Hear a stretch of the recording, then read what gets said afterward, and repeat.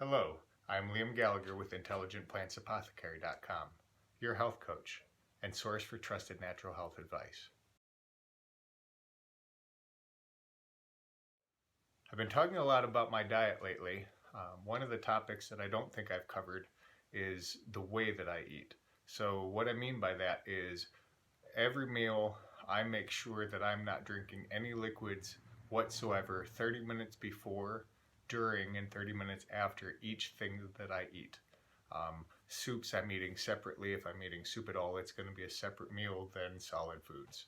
Another thing that I've been doing is I will eat fruits.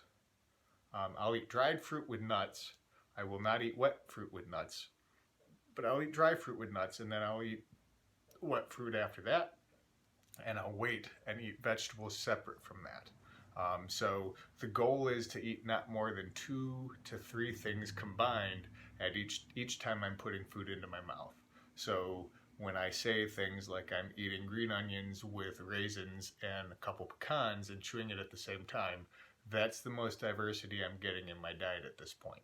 So the few days that I've been eating just this mucusless diet, I've eaten a lot of apples. So because they're in season and I can get them locally raised, so that's really good for us as a human animal. So I've been avoiding mixing fats with wet fruits. I've also been avoiding eating most fruits with most vegetables.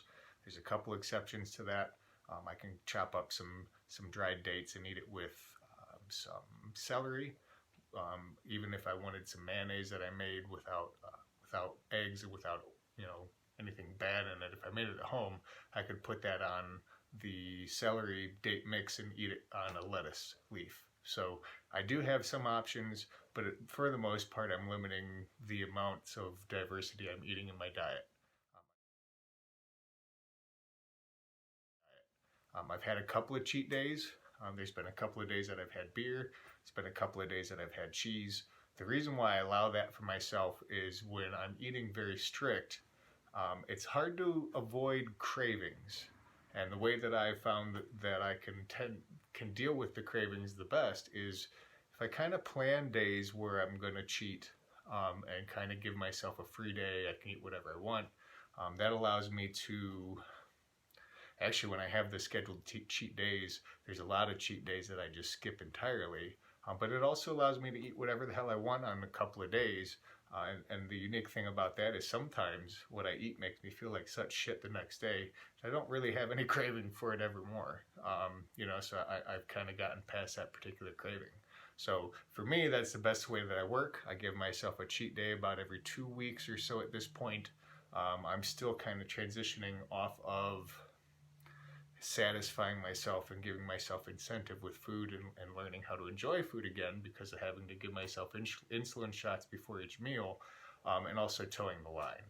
So in order for me to toe the line, I've got to feel like it's not work and that it's either making progress or something that's visible, or I just give myself some cheats so that I can feel like a human every now and then. So another thing that I've been doing is I'll start with juice in the morning. I'm not eating any solid food until afternoon. A lot of times it's 2 or 3 o'clock in the afternoon before I eat anything solid, unless my blood sugar says otherwise. At that point, I'll eat some raisins or some dates or some figs or something like that, so that I'm staying within the mucusless. I'm not eating glucose tablets unless it's an absolute emergency because I'm not trying to have any refined sugar. So thanks for joining me. I'm still working on getting that nutty pot video recorded so I can post it for you.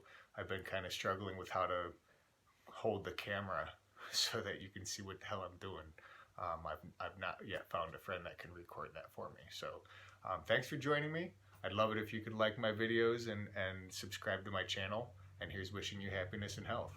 Have a great day.